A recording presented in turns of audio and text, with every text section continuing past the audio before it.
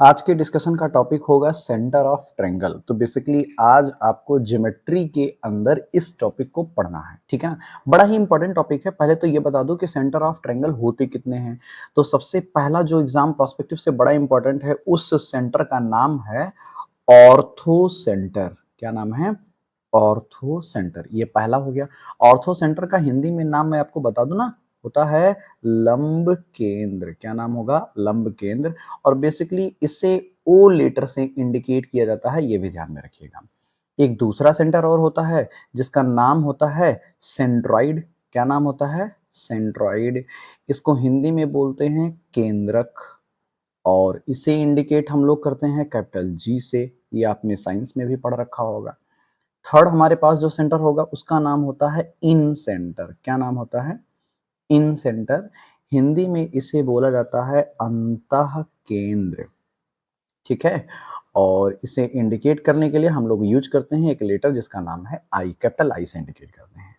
Fourth type of जो centre होता है, मैं आपको अगर बताऊं तो इसका नाम है सरकमफेरेंस।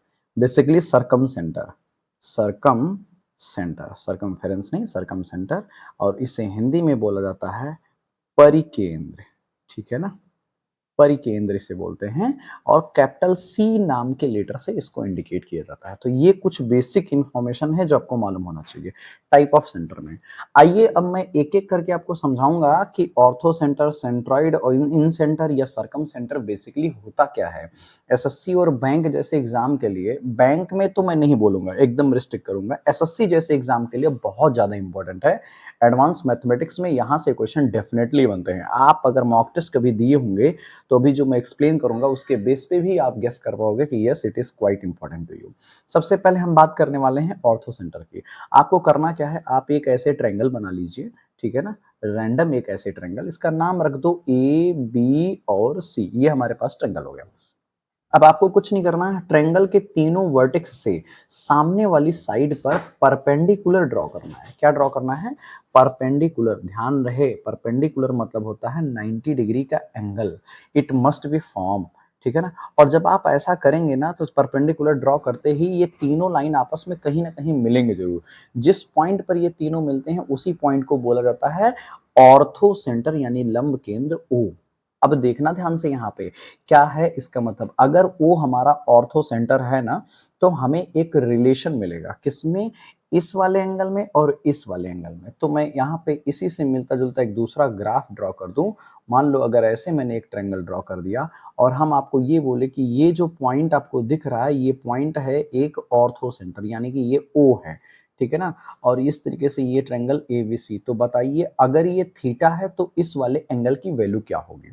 तो एज पर दिस रूल, यानी ऑर्थो सेंटर के रूल के अकॉर्डिंग जो इसका कॉन्सेप्ट है वो ये कहता है कि ये जो एंगल है, एंगल वी ओ सी, मतलब angle V O C will always be equal to the 180 degree minus angle A. यानी कि जो यहाँ पे ये वाला एंगल होगा इसको 180 में से माइनस कर दीजिए, जो भी आएगा वो इस वाले एंगल के बराबर होगा, अगर ये ऑर्थो सेंटर ओ है तो। ये कॉन्सेप्ट है, याद रखिएगा, कभी भूलिएगा नहीं। मतलब मैं ये कह रहा हूं कि अगर मैं आपको ये बता दूं कि इस वाले ट्रायंगल में थीटा की वैल्यू सपोज दैट कि 60 डिग्री है, 60 डिग्री में अगर ये दे दूं, तो ये अगर ऑर्थो सेंटर ओ है तो इस केस में इस वाले कोण का अगर कोई वैल्यू आपसे पूछता है, आपको कुछ नहीं करना है, सिर्फ 180 में से 60 को माइनस करिए, जो भी आएगा यानी कि 120 डिग्री, यही इसकी वैल्यू हो जाएगी और आप अपना आंसर बहुत आसानी से कैलकुलेट कर पाओगे।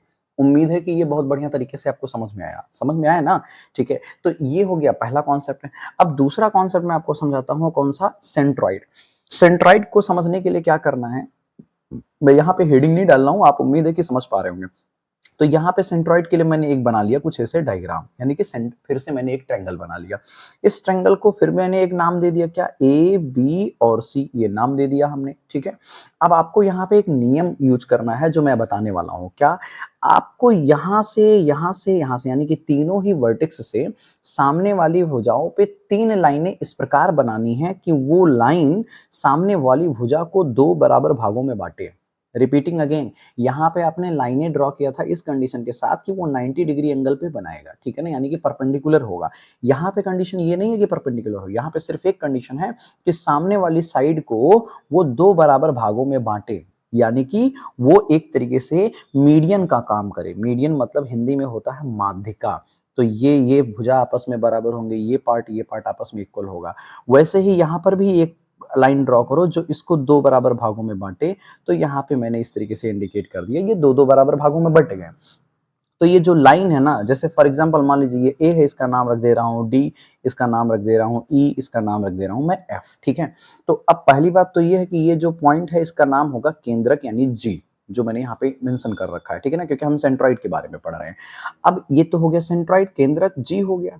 बात यह है कि ये जो लाइनें आपने ड्रॉ की है ना, जैसे एडी वाली लाइन या बीई वाली लाइन या सी एफ वाली लाइन, इन सारी लाइंस का जो नाम होता है, मैं एक पे इंडिकेट कर दे रहा हूँ, बाकी आप वैसे ही सिमिलरली समझ लीजिएगा। इन सारी लाइंस का नाम होता है मीडियन। क्या नाम होता है? मीडियन, ठीक है ना। और बेसिकली हिंदी में इसको बोला जाता है माध्यिका। क्या बोलेंगे? माध्यिका, ठीक है ना।